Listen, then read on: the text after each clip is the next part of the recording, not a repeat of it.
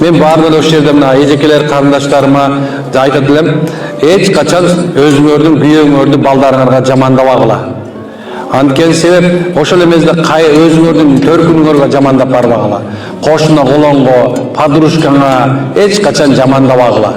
Анткени себеп ошол жамандаш менен бул кыргызда сөз бар. Элди катты урушат.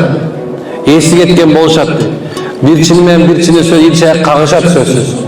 Бирок эртең күнү кайра жарашып алышы мүмкүн. Мына ошо жарашкандан кийин эртең ошо менен катышышың керек болот.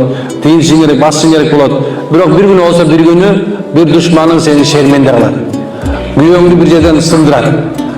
Балаңды бир жерден сындырат. Ошон сен акылдуу болуңуздар. Бул үммөттүн аялдарын эз акылдуу, унутпагыла.